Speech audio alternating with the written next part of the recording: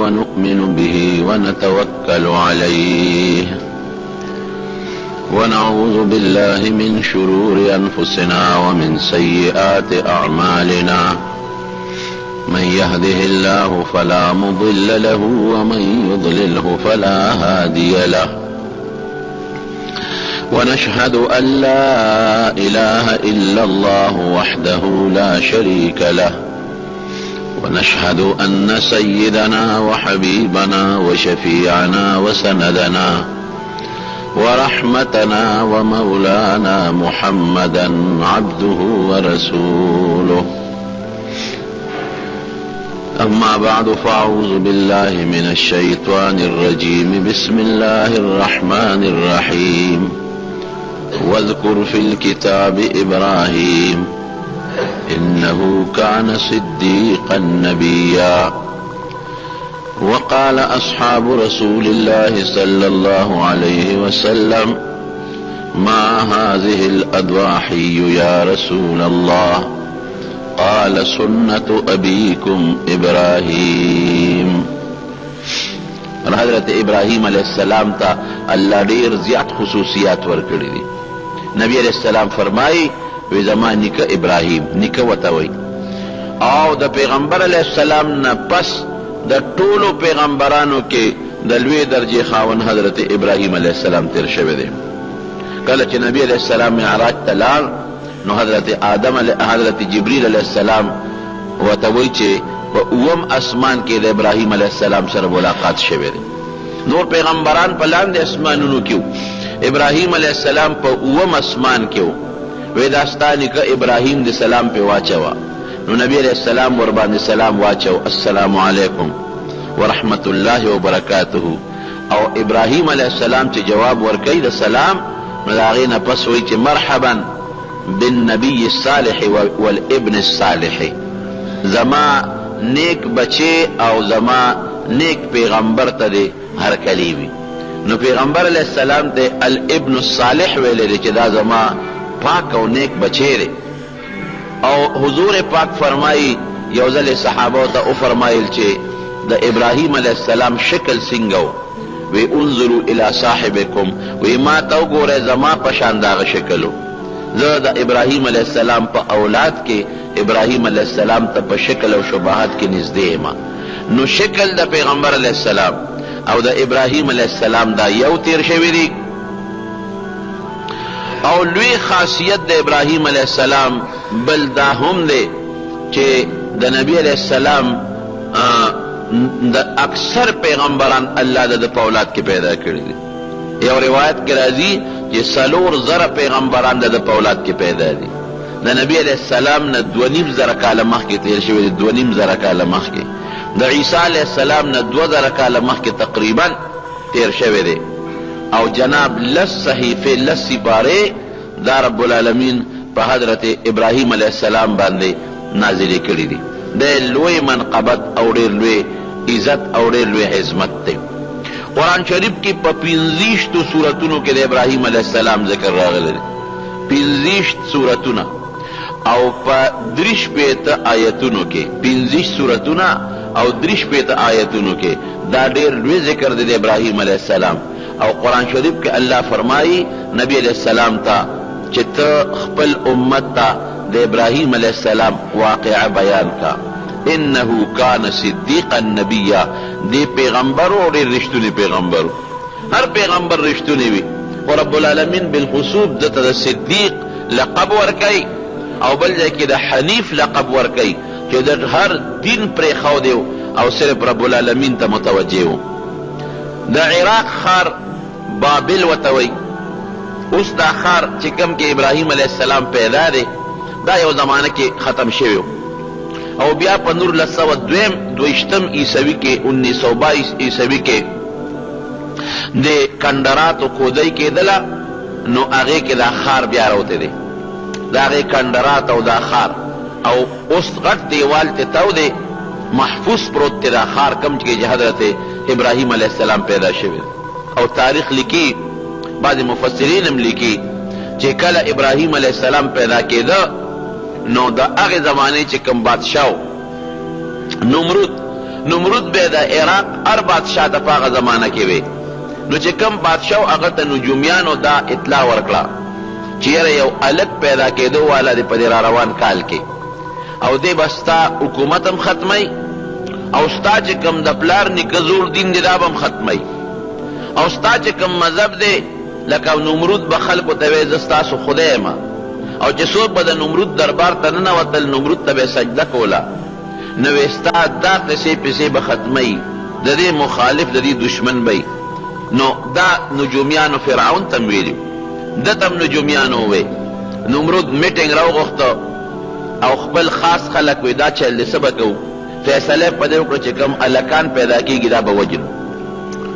دا دم کړي و. دا بیا وروستو د موسی علیه السلام د پیدایش په غرض فرعون چې کوم د مصر بادشاه هغه هم دا فیصله کړې وه. لیکن دشمن دا یاد ساته که هر څومره مضبوط او طاقتمند دی، دشمن هر څومره چې مضبوط دی، لیکن د دشمن د پاسه د الله د زور نه مضبوط زور د بل چا نشته. خیال دی راغی؟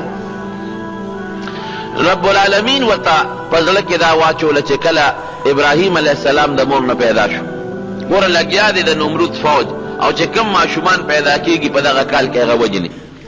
ابراهیم علیه السلام چې پیدا شوی مور یې وړو او په دشت و بیابان ځنګل کې یو غار و په هغې کې پرې وغورځاو، څه میله دا الله زړه کې القا کوي، الله زړه کې اچوي. مور بتلا او ابراهیم علیه السلام له به غار ته ننوتېدله او پی به یې ورکول. یو د ابراهیم علیه السلام پلار پې خبر دی، یو د مور، بل چا ته پته نه لګي. بلکې پیدایش علما لیکي چې په دغه غار کې د ابراهیم علیه السلام پیدایش هم د مور نه شوی دی، او بیا هغه غار کې دیرم کو. الله یې انتظام کو. مور به مطمئنه په دې وه چې مور به کله کله ورتله د خلکو نه پټه، نو په خپل بچي به د جړا اثر نه مونته. ابراهیم علیه السلام چې دا مور یې غمجنه دړمنه نه شي چې یاره که زه ته کور ته ځم زما دا بچی خو به ما پسې جاړي، او دې خو به چغې وی چې کله به هم د ابراهیم علیه السلام مور ورتله نو بچی به حشاش بشاش خوشحاله به، جړا به پکې نه وه، دې به پی ورکول. بلکې یو ځل چې دا د ابراهیم علیه السلام مور غار ته ورننوته ویې کتل او دا غار ته ننوځي، نو یو چیلی ترې راووته، یو صحرایي چیلی ترې راووته چې مور یې ورننوته، نو هغه چیلی ابراهیم علیه السلام له پی ورکول.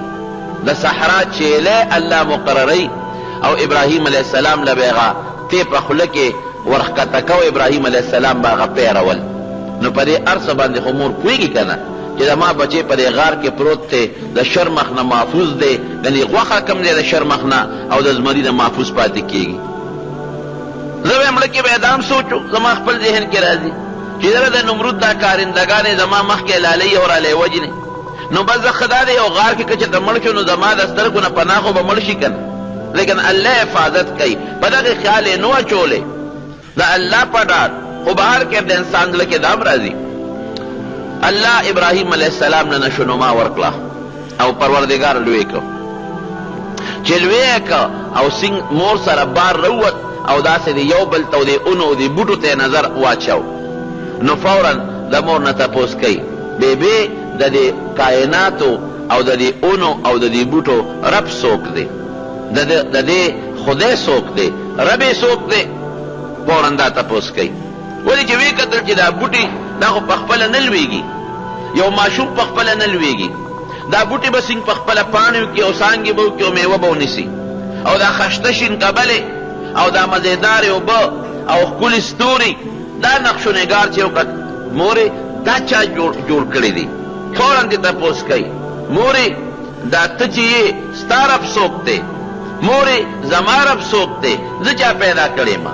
دا سوالات ذهن کې فوراً رالل او د مور نه تپوس کوي. رب العالمین قرآن شریف کې فرمایي ولقد آتینا ابراهیم رشده من قبل وکنا به عالمین، وی په ماشوموالي کې ورته موږ هدایت ورکړو، لا پوټینې بچی دی او هدایت دا ولا موږ په دې اړه کې اچولی، موږ ته پته وه د ابراهیم په حرکاتو سکناتو موږ خبردارو، د هغه لاسونه خپې دا زمونږ په خوښه او زمونږ په علم کې و چې دا به داسې لقېږي او ژبه به یې داسې لقېږي او د ژبې نه به داسې قسمه خبرې خېږي. نو تپوس دی کوي زما رب څوک دی؟ نو مور ورته وایي بچې زه ستا رب یم که نه؟ ولې رب پالونکي ته وایي او زه تا پالم، ته مې ماشوم لوی کړی، تاله مې پی درکړل، ستا حفاظت مې وکړ، مورې ستا رب څوک دی؟ وی زما رب ستا پلار دی که نه؟ ډوډۍ ماله هغه راوړي، جامه راله هغه راوړي، د کور بندوبست هغه کوي. ښه مورې زما د پلار رب څوک دی؟ نمرود دی که نه، زمونږ بادشاه. هغه مونږ له انتظامات کوي او مونږ له د خوراک څښاک او د پیسو د وطن انتظام کوي. او مورې د دې کائناتو رب څوک دی؟ دا ځمکې دا اونې او دا بوټې دا هم زمونږ نمرود دی که نه؟ اره دې رب دی که نه؟ د دې خدای دی. ولې دا د هغه په ملک کې دي، د هغه په بادشاهۍ کې دي. بیا دې تپوس کې خمورې او تپوس ته نه بل کوم د نمرود رب څوک دی؟ مور خو یې پوه شو چې خبره خو یې بل خوا بوتله، غټه څپېړه دې په دې مخ وویسته چې که دې نه پس دې غږ وکړه نو ښه به نمرود د پاسه بل رب نشته، هغه د دې ټولو کائناتو رب هغې ته وایي چې مالک وي، د دې ټولو کائناتو مالک دی، د دې ځمکې مالک دی، زما او ستا مالک دی، د دې پلار مالک دی. نور خو یې مور نه پوهېده چې داسې ستوري راښکاره شو. تپوس کوي دا ستوري څه دي؟ وی دا خدایان دي که نه واړه واړه؟ لکه خلکو به ستورو ته عبادت کو، سجدې به یې کولې، چا به سپومۍ ته سجده کوله او چا به نور ته سجده کوله، چا به اور ته سجده کوله، چا ځان له واړه واړه بوتان و هغې ته به یې سجده کوله. دی په دې خپلو کارونو کې متصرفین ګڼل، دې ته به یې سجدې کولې او د دې څیزونو عبادت به یې کو. سرکاري مذهب د نمرود شرک بت پرستی وه. هغه ته به بوتان ولاړ و چې کوم سړی به راغی بادشاهان خلکو له تحفې ډالۍ ورکوي که نه، چې چا به داسې ښه کارنامه وکړه نمرود بوله د خپل شکل یو ډانچه ورکړه، خپل بوت خپله نمونه به یې ورکړه، ویان دا ستا تحفه د کور ته یوسه، دې د سجدې کوه. دې سرکاري مذهب. او په لویو دفترونو او د سرکاري عمارتونو کې به د نمرود ډانچې پرتې وې، د هغه شکلونو د هغه بوتان به پراتو، خلکو به سجدې ورته کولې. او چې څوک به د نمرود دربار ته راننوتل لومبی به یې درته سجده کوله، هغې نه پس به سلام کلام کو. نو مور څپېړه ورکړه چې دې نه پس بله خبره ونه کړې چې دې ستورو ته وکتل، مورې داسې دي؟ وی دا دغه دي که نه؟ خدایان دي که نه؟ چې ستورو ته یې وکتل، یاره ښه دا خدایان دي چې هغه ستورې پرېوته. وی دما خو هغه خدای نه لګي چې هغه یو وخت کې رڼا ورکوي او بل وخت کې تیاره پرې راځي او رڼا نه ورکوي. فلما رأى القمر بازغا قال هذا، یاره دا به هغه ربي چې تاسو وایئ نو دا به ته تپوس په شکل کې. فلما افلا چې هغه پرېوت، لئن لم يهديني ربي لاكونن من القوم الضالين، که ما ته خپل رب هدایت ونه کړي که نه، د دې خلکو غوندې زه به هم کله اور ته سجدې کوم او کله به سپومۍ ته کوم او کله ستورو ته او کله نور ته. چې نور کله راوخته دا لما رأى الشمس بازغة قال هذا ربي هذا اکبر. دا دې جوړ تاسو ذهن کې دا خبره ده او دا جوړه ستاسو لوی خدای دی، دا هغه لوی رب دی، خو چې هغه هم پرېوته بس دا ټول ارضي څیزونه دي. یو وخت فایده ورکوي رڼا او بل وخت کې فایده او رڼا نه ورکوي. زه د هغې ذات عبادت کوم چې زه پیدا کړی ما، دا ځمکه پیدا کړې ده، دا اسمانونه او دا ټول نظام چلی، او هغې ذات له یو وخت کې مرګ او پنه او بیماري او د هغه رڼا یو وخت کې نه ختمېږي او نه پیدا راځي. پلار پوه شو چې دې هلک کې خو ځلوبه شته، دې خو زمونږ د دین مخالف لګیا دی، ځکه پلار ته هم نصیحت کوي، مور ته هم نصیحت کوي او قوم ته هم لګیا دی نصیحت کوي. اتعبدون ما لا ينفعكم ولا يضركم، تاسو هغه څیز ته سجدې کوئ چې هغه ته له فایده هم نه درکوي، او که تاسو سجدې نه کوئ نو څه نقصان هم دله نشي درکولی. دا څه کوئ؟ اف لکم ولما تعبدون، تاسو دې هم تبه او برباد یې او تاسو دا خدایان دې هم هلاکه او تبئ. دا څه کوئ؟ د چا عبادتونه کوئ؟ پلار ولې یو ځل پلار یې بوتان به جوړول، د بوتانو بهترین کاریګر، او په هغه زمانه کې د پلار په شان بهترین کاریګر بنو. قرآن شریف کې پلار ته آزر وایي، اذ قال لأبيه آزرا، او بعض مفسرین وایي چې نه د پلار نوم یې تاریخ و تاریخ.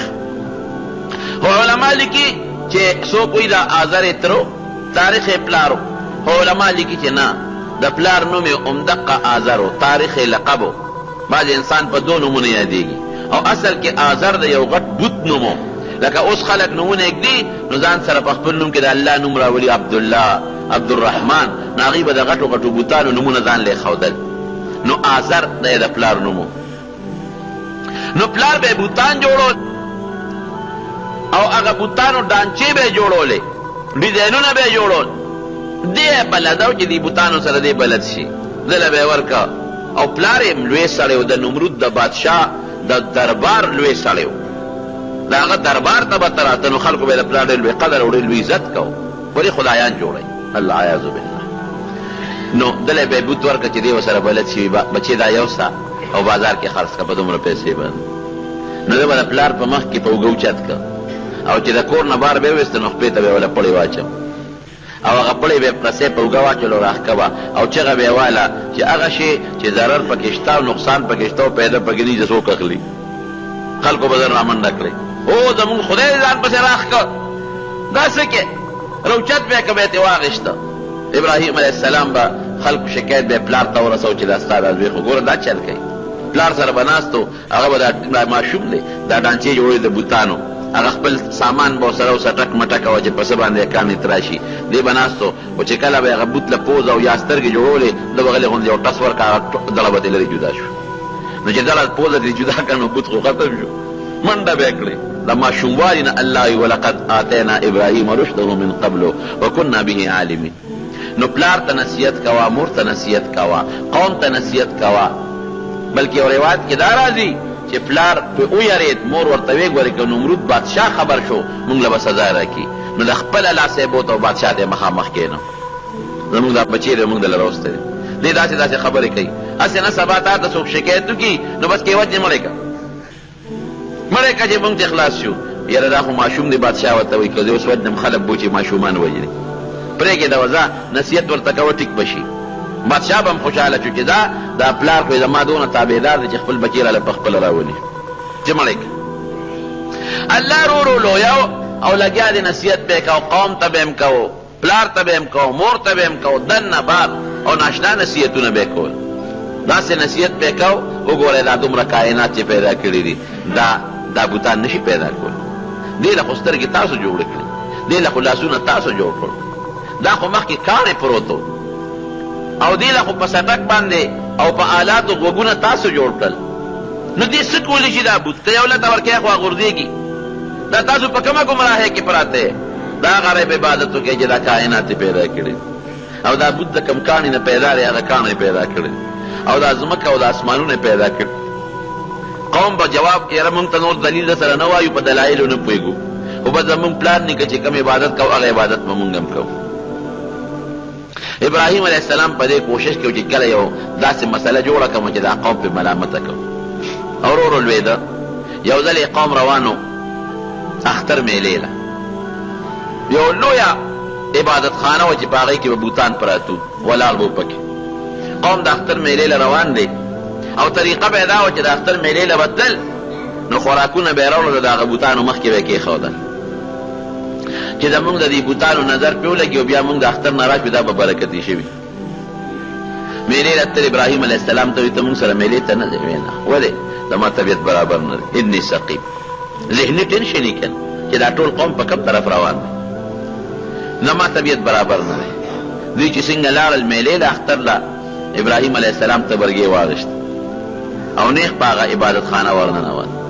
چې ورننوت اوس بوتان ګیر چاپېره ولاړ دی، یو پکې غټ ټوټ په دا منځ کې ولاړ دی، او خوراکونه او قصې پیسې ورته پر ځمکه پرتې دي. نو لاول ورته وایي وی دا خوراک درته پروت دی، ما لکم لا تأکلون، دا خورئ ولې نه؟ خوراک درته مخکې پروت دی، هسې ورته ولاړ یو دا خورئ نه؟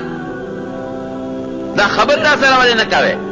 زه درته وایم خوراک له تاسو هسې ولاړ یې، او بیا تبرګې راواغېست ټټرې شروع کړه، د چا نه مری پرې سر پرې کوه، د چا نه لاسونه پرې کوه، ټولې دړې وړې کړه، ابوتان یې ټول ډکرې ډکرې کړل، په میدان کې په خوراکونو د پاسه ډکرې پرېوتې، غټ بوت یې پرېښوده او تبرګې یې راواغېست، د هغه غټ بوت په اوږه کې یې ویزان کړ، لاړ.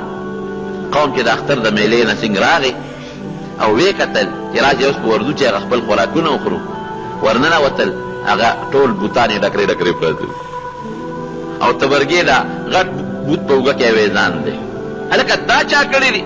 من فعل هذا بآلهتنا، زمون خدایانو سره دا لوبه چا کړې ده؟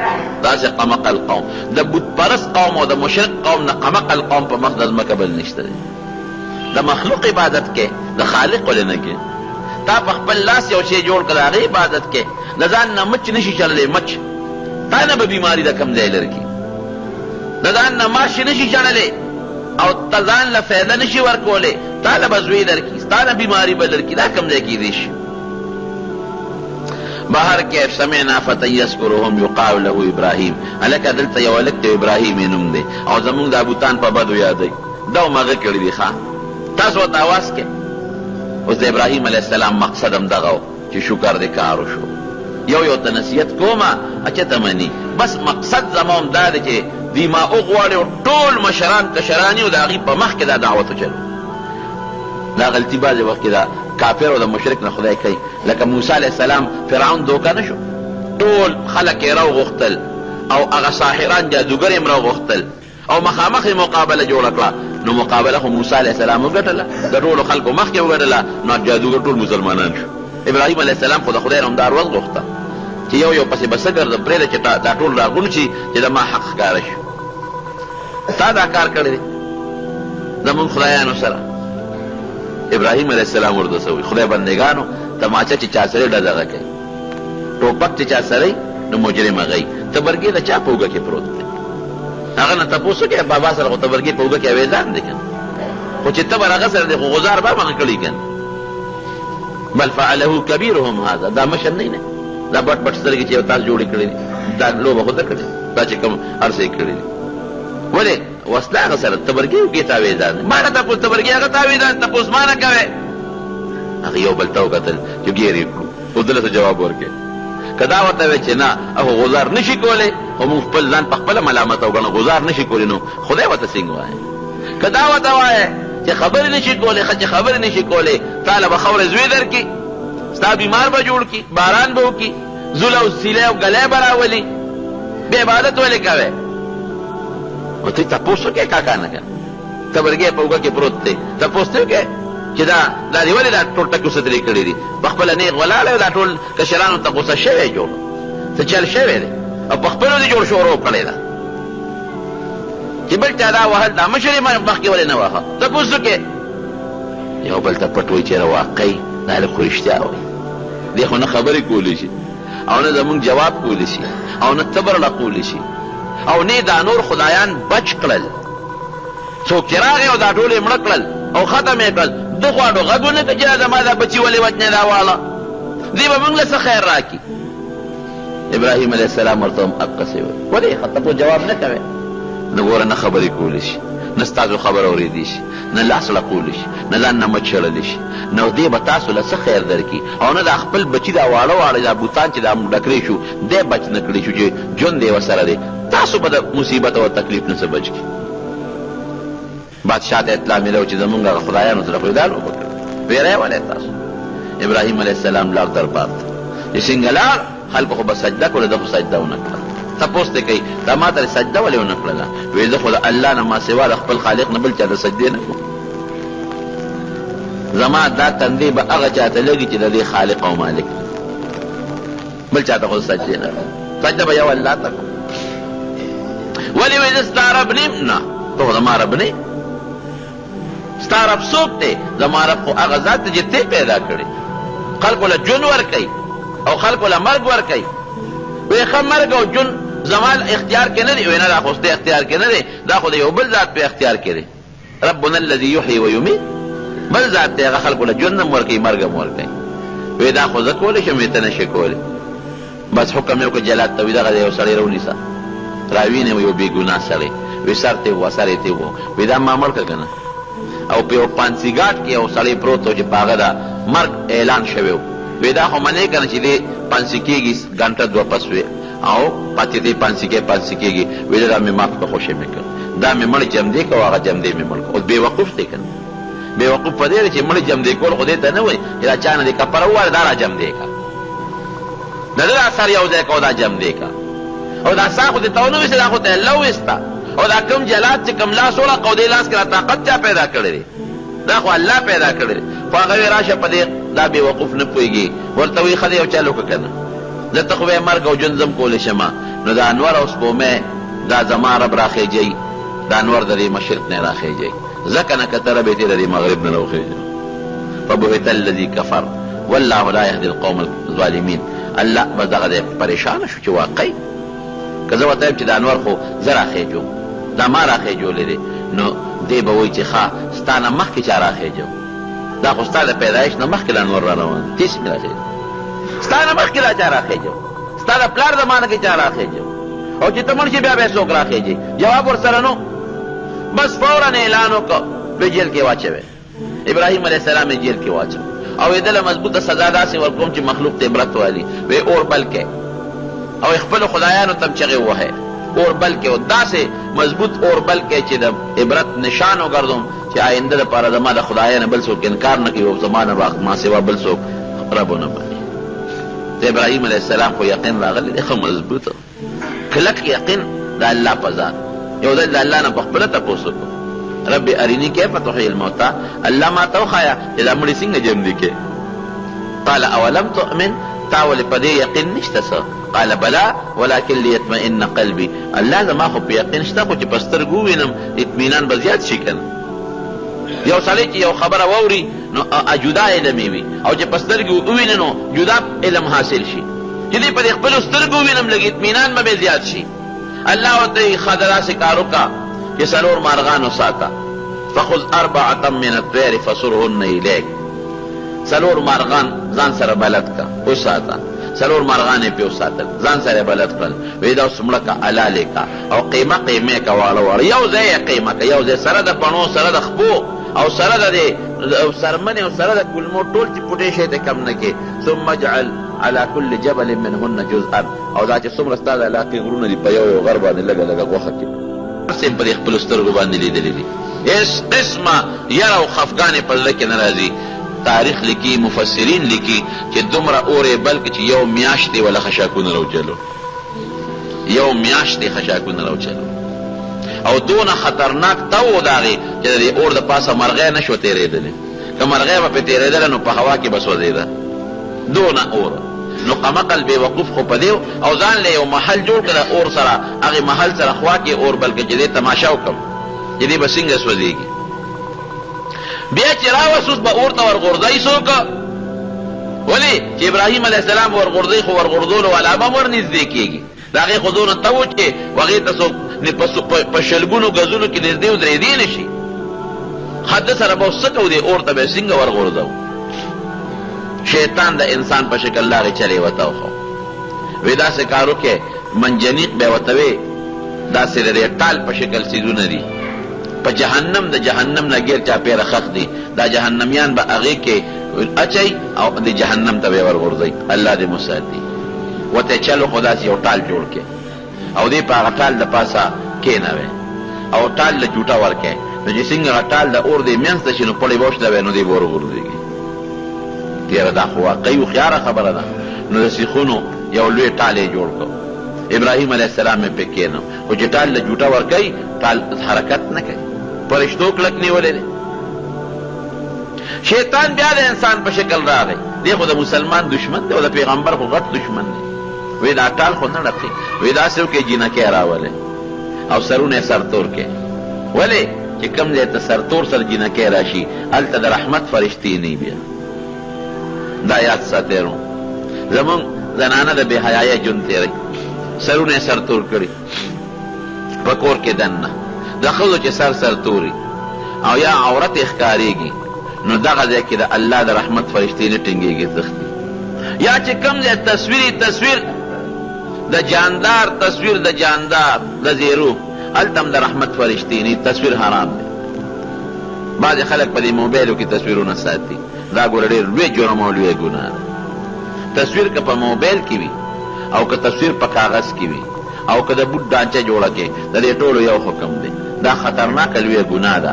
نبی کریم صلی الله علیه وسلم ورته غټه خیره کړې، لعن الله المصورین، وایي چې څوک صورتونه جوړوي، شکلونه جوړوي، یا په موبایلو تصویرونه اخلي یا په کیمرو، وایي خدای دې په لعنت نازل کړي، داسې خیره یې ورته کړې. څومره لوی جرم دی. او چې کوم ځای تصویرونه پراته دي، که په موبایل کې دي او که په المارو کې دي او که په کورونو کې وي، د رحمت فرشتې به هغه ځای ته نه دي. نن سبا زمونږ ټول طالبان او دا پکې مبتلا دي، موبایلونه به یې نیولي او ځای په ځای به پرې تصویرونه وباسي. په مکه مکرمه په مدینه منوره کې په طواف کې به روانې موبایل کیمرې به ورسره تصویرونه به وباسي. د نبي علیه السلام د روضې مبارکې ته مخامخ به موبایل ورسره تصویر به وباسي. هغې نه پوهېږي پولیس یې چې وویني موبایل ته اخلي خو پټ طریقې سره کوي دا کار. دا سخت جرم او ګناه ده. نو یې ښځې راولئ او سرتور سر یې کې یې سرتور سر یې کې. تاسو ګورئ چې ټال حرکت کوي که نه کوي.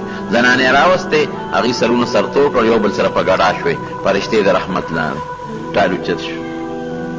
خو چې دې یې ورغورځو وایي فرشتو الله ته چغې کړې چې خدایه په مخ د ځمکه دغه یو ستا مسلمان دی دا یو مسلمان دی خدایه که دې اور ته پرېوت دا خو دونه سخت اور دی چې رسېدو سره به ختم شي بیا به ستا نوم څوک اخلي. الله یو لاړ شی که څوک امداد کولی شی وکړي اجازت دی درته. فورا جبریل علیه السلام وله راغی او ورسره د زول او د طوفان فرشته وه. وی زه جبریل او دا د زول او د طوفان او د سیلۍ فرشته ده او د الله په حکم راغلی ده. وی ته څه کار کولی شي؟ وی د دا کولی شم چې دا اوس به دا زول طوفان راولم او دا اور به د دې ځای نه اخوا کړم او د نمرود او د قوم په کورونو کې به یې خور کړم او د هغوی کورونه به ټول وسوځو او تا به بچ کړم. وی نه وی ما ته ووایه چې زه د امداد وکړم. اما الیک فلا وی تا ته مې هېڅ حاجت نشته. زما رب شته او زما په حال د هغه علم شته. دویمه ځل فرشته را مخکې شوه وی زه د امداد کولی شم ته به مې څه امداد وکړې؟ وی زه د باران یم اوس به 2 سکنډه کې باران راولم او دا ټول اور به پې ملکم ختم به کړم زه دا کار کولی شم. وی نه تا نه مدد نه غواړم. خو الله ورته ویلي چې تاسو تلاول تپوس وکړئ که مدد د نه غواړي نو ورسره وکړئ که نه غواړي مه کوئ تا نه امداد نه غواړم. اتخذ الله ابراهیم خلیلا قرآن شریف کې الله فرمایي تا نه امداد نه غواړم رب مې شته که هغه ته پته وه چې الله ما سره ځای په ځای امداد کوي او د الله قدرتونه په دا سترګو ما لیدلي دي نو زما به الله مدد کوي. اوچت دی که چې کله یې اور ته وغورځو الله اور کې د ګرموالي اثر چا پیدا کړی دی؟ الله پیدا کړی. دا تاثیرات په څیزونو کې الله پیدا کوي. بس فوراً الله اور ته حکم وکړي یا نارو کونی بردا وسلاما علی ابراهیم په ابراهیم یخ شه. خو ګورې داسې یخ هم نه چې د یخنۍ نه تکلیف ورنه کړي. سلام معتدل ته وایي چې نه پوره یخ او نه ګرمي معتدل شه. ابراهیم علیه السلام یې ورغورځو د جنت نه دې نه دنې جامې ویستلې وې د جنت نه جبریل علیه السلام د ریخمو جوړه راوړه او ورته مزیدار تخت راوړو د اور په دامینس کې ورته کېښود دې پې د پاسه کېناسته او هغه د ریخمو اعلی جوړه یې ورته واغوسته. او لا بعضې مورخین عجیبه بل ټکي لیکي هم درته وایم ځکه د الله د قدرت نه بار خبره نه ده. وایي الله په هغه اور کې دننه ورته یو بوټی د میوې د انګورو زرغون کړ او په هغه اور کې دننه یې ورته اوبه پیدا کړې. هغه ګوره د الله قدرت شته دی کولی شي الله دا کارونه زمونږ ورباندې ایمان دی. د نمرود هغه قلانه تماشه کوي یو لوری دی د نمرود او ورته نیغ نیغ ګوري اواز وله ورکوي ته خو په دا اور کې ناست دی ته خو نه سوځولی وی یو ولې؟ وایي زه د دې اور د رب عبادت کوم. وی ما ته به دا مرتبه څنګه حاصله شي؟ وی تم ووایه چې الله شته لا اله الا الله شریک نه لري او ووایه چې ابراهیم د الله پیغمبر نبی او خلیل د خدای دی. هغه کلمې ووی وی را ټوپ کړې اور ته چې را ټوپ یې کړې ابراهیم علیه السلام په لاس ټیکله ونیوله اور مړ کېده مړ کېده ختمېده ختمېده ابراهیم علیه السلام ته یې روغ راووت. نمرود خو پوه شو چې دا سزا خو مې زه بله سزا ورکولی نه شم دغه سزا مې وله ورکړه او بچ شو. اوس که دله بله سزا ورکوم نو ما ته څه مصیبت او تکلیف راشي راشه بس جلاوطن یې که یاره بس ته مهرباني وکړه او ته زمونږ دا وطن پرېږده ډېره ښه ده پرېږده در نه به ځم. پلار ته په آخر کې بیا نصیحت کوي بابا دا نصیحت ته کوم چې ته مهرباني وکړه او د بوتانو د عبادت پرېږده او 15 او یا کاله دا نصیحت ګورې کړی دی یو ورځ 2 ورځې هم نه 15 او یا کاله پکې تیر کړل. د 15 او یو کالو عمر د چې دې وطن نه روان شو هجرت یې وکړ. پلار ته وایي چې بابا تر څو چې زه الله نیم منې کړې هغې پورې به تاله د خدای په دربار کې بخښنه غواړم. هر څنګه چې کنه خو د پلار حق شته. د حضور پاک مبارک نه یو صحابي تپوس وکړ، وی د الله رسوله زما مور مشرکه ده، کافره د بتانو عبادت کوي، زه ورسره څه وکړم؟ پرېږدم؟ وی نه، ګورئ صله رحمي ورسره کوه. او زمونږ فقهاو لیکلي دي که ستا مور او پلار کافرانې او دې د بوتانو یا د کفر عبادت خانې ته ځي نو بوځی ما، خو که دې په خپله لاړ او ضرورتمند وی چې ما په شا بوځه نو راوستی شي، بوځی ما دا ګناه کې امداد دی. خو که لاړ په خپله نو بیا راوستی شي. نو ورته وی ساستغفر لک ربي انه کان بی حفیا، وی الله په ما ډېر مهربانه دی، بخښنه به دله غواړم. وما كان استغفار إبراهيم لأبيه إلا عن موعظة وعدها إياه فلما تبين له أنه عدو لله تبرأ منه إن إبراهيم لأواه حليم. قرآن شریف کې الله فرمایي چې ابراهیم علیه السلام د پلار دپاره کله بخښنه غوښته نو یې دی ورسره وعده کړې وه چې بخښنه به دله غواړه، خو بس بیا الله منې کړه، وی نه ګورې بلکل کافر له بخښنه به نه غواړې، بس وی اوس دې نه پس به نه غواړه. او یو حدیث پاک کې راځي چې د قیامت پر ورځ به د ابراهیم علیه السلام دا پلار فرښتې جهنم ته روان کړي. ابراهیم علیه السلام به هلته الله ته آواز وکړي، الله تعالی ما په دنیا کې یو سوال کړی و تا راله قبول کړی و. څه سوال و؟ ما دا نه ویلي چې خدای ما به نه رسوا کې، او دا خو زما رسوی دی چې زما پلار زما مخکې جهنم ته روان دی. ای خزي من خزي ابي، زما پلار رسوا کېږي خدا زما رسوی دی. رب العالمین با دا پلار داسې بد شکله کی لکه په دې صحراګانو کې یو حیوان دی کوږ ورته وي، کوږ د دې سپي په شکل وي، او دا کوږ به داسې وي چې دا به په ګندګۍ او په غولو کې ککړ داسې به درته ښکاره شي لکه په ګندګۍ کې ککړ یو خاص شکل درنده. ابراهیم علیه السلام ته به وی الله وی د چا سپارش کوې ته ورته وګوره چې دې ورته وګوري نه پلار نه به یې کرکه پیدا شي، وروسته به شي ته د ده په مخ کې به فرښتې راولي او په جهنم کې به یې وروغورځوي. د ده به الله دومره نفرت پیدا کړي چې بیا به د الله نه سوال نه کوي چې خدای زما پلار وګوره. دا د هغه انسان چې کوم جنتي دی او پلار یې دوزخ کې، یا بعد انسان مور به په دوزخ کې، د چا زامن به په دوزخ کې کافران وي، د چا ښځه به کافرې په دوزخ کې وي او دی به جنت کې، نو الله به د جنتي انسان د هغه دوزخیانو نه نفرت پیدا کړي، د خدای نه به ولاړو سوال نه کوي چې خدایه ده وبخي. وی باس ته مهرباني وکړه زموږ دا وطن پرېږده، بل څه نه کېږي. دوه کسانو په ایمان راوړی د خپل خاندان، یو د تره لور و حضرت ساره چې په هغې بیا نکاح متړله، او یو یې د روارو حضرت لوط علیه السلام. دا دواړه ورسره شو او د عراق نه راپورې وتل راغلل. پته ولګېده چې 15 کاله مې نصیحت وکړم او 15 کاله مې هر قسمه دوی ته خوارې وکړې، پلار سره، مور سره، قوم سره، بادشاه سره، او هغه هر څه دوی په خپلو سترګو هم لیدل چې ما باندې رب العالمین دا اور ګلې ګلزار کړ، او بیا هم دوی نه سمیږي. نو به د هغه ځای نه را روان شو چې رالل د دې پیغمبرانو زندگی ټوله د ازمایش نه ډکه، بلکې د مسلمان ژوند د ابتلا او د ازمایش دی، بلکې نیکان چې څومره دي دا په دې باندې ازمایشونه ابتلاګات راځي، کله بیماری، کله تکلیف، کله یو مصیبت، کله بل مصیبت. په دې ته خدای ګناه راځي یا په دې ولا خدای پاک مرتبه بلندوي. چې راغې سنګ د تره لور او بیبي چې ساره دا ورسره ده، روارم ورسره دی، پلار یو بادشاہ دی د مصر بادشاہ، ام په نسب کې د ابراهیم علیه السلام نسبی دی. دغه بادشاہ هم د بابل نه راغلی دی، د عراق نه، د ابراهیم علیه السلام نسبی دی، او دلته کې د یو قوم مشر دی. هغه دا کارندگان په لارو خواره کړي، زناکار بدعمله بادشاه وی چې چېرته یو ښځه په لاره دي رانیسي یې مال یې راولی. خو فیصله یې دا کړې وه چې که داسې ښځه چې خاوند ورسره خاوند وله وجنی، او که داسې ښځه چې رور ورسره نو خیر دی وجنی یې ما، رور وله مه وجنی، ځکه خاوند خو دا برداشت نه کوي چې زما ښځه دی او بل څوک دی ما نه قبضه کړي، نو دا خاوند وله بس وجنی. او رور خو زه وایي چې زه خو چا په نکاح کوله نه چې د رانه واخېسته نو مجبوري ده، نو که خاوند ښځې سره یې ولی وجنی او ما له ښځه راولی، او که رور ورسره نو وجنی یې ما. ابراهیم علیه السلام چې راننوت خلکو ته داسې کې پس مصیبت وړي او اوس پس خدای ته یو چلو کا الله به حفاظت کوي. او کتا نه بادشاہ تپوسو کې جدا دې څه دی نو په مقدس مکه نن یو ته مسلمان او یو زه مسلمان او مسلمان سړی د مسلمان ښځې رور خوري نو چلې ورته مخکې نه خو ما ورته ګورې رور خور بل زما ستانه بغیر مسلمان سړی او ښځه نشته دی وایي دا مې رور دی چې بویت له خوبصورته ښځه وه.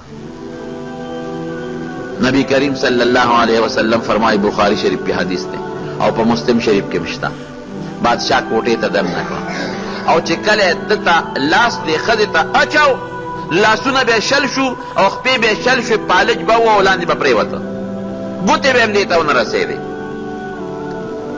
یاره دا خو تا په ما څه جادو څه چل وکړه دا جادو چل دې لرې کړه او تا ته بس اسم درته نه وایم یاره ما جادو نه دی کړی خو د الله نه مې دغه درخواست کړی چې خدایه ما ته یې مه رارسې تېره ونیسې وی خبر دا بل چند درخواست وکړه چې زه جوړ شم غږ درته نه کوم ډېره خره خدای جوړې کړي.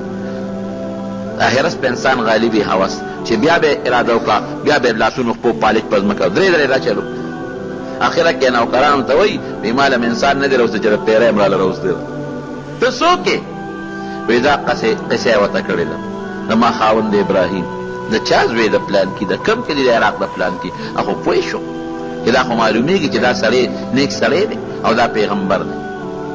خپله لور حضرت هاجره دی وله ورکړه وایي زه دا د خاوند له ورکه او ورته ووایه چې ګوره زما لاس ما ته د هغه نه دی را رسېدلی او دا زما لور به ستاسو خدمت کوي. دا وینځه نه وه دا لور وه د بادشاه بیبي هاجره.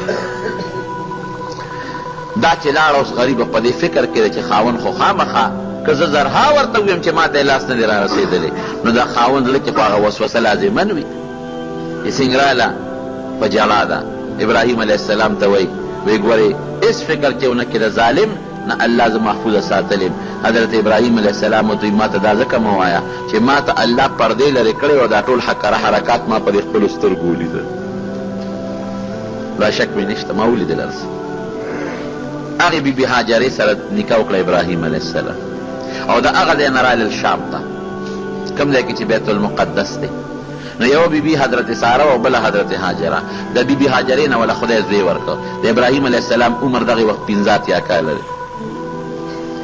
هغه یې نوم کېښود اسماعیل او د 100 کالو عمر ته چې ورسېد نو د بیبي سارې نه د هغه مشرې ښځې نه وله خدای پاک زوی ورکړ. هغه یې نوم کېښود اسحاق. اسماعیل علیه السلام د اسحاق علیه السلام نه 15 کاله مشر. د یوې بیبي زوی اسماعیل علیه السلام هم پیغمبر او د بلې بیبي زوی اسحاق علیه السلام هغه هم پیغمبر او د اسحاق علیه السلام نه پس الله هغه زوی ورکړ یعقوب علیه السلام هم پیغمبر او د یعقوب علیه السلام نه الله بیا یوسف علیه السلام پیدا کړ هغه هم پیغمبر او د نبی د دې بل بچي د اسماعیل علیه السلام په اولاد کې خدای پاک وروسته یو عظیم شخصیت پیدا کړ چې نبی کریم صلی الله علیه وسلم. بیبي هاجره نیا ده او اسماعیل علیه السلام یې نیکه دی. بهر کیف نوره واقع که چې ته مقرره بیا به بیان کړم. دا د ابراهیم علیه السلام ذکر مې په دغه نسبت وکړو چې ما وختي درته ووایو. رب العالمین زموږ د هر قسمه آفاتو بلیاتو مصیبتونو غمونو په امن کې وساتي. پروردګاره دواړو جهانو خیر هم نصیب کړي. د دواړو جهانو د شر او د فتنو نه محفوظ او مامون وګرځولی کړي. مریضانو له الله شفا ورکړي. قرضداران نه قرض نه خلاص کړي. زموږ د حلال او فراخ رزق نصیب کړي. د دنیا رزق هم د آخرت د ګټې ذریعه وګرځوي. خدای ته زموږ نه راضي شي. حاضره جمع چې څومره د الله ته مغفرت نصیب کړي. آخر وخت کې په خپله کلمه نصیب کړي لا اله الا الله.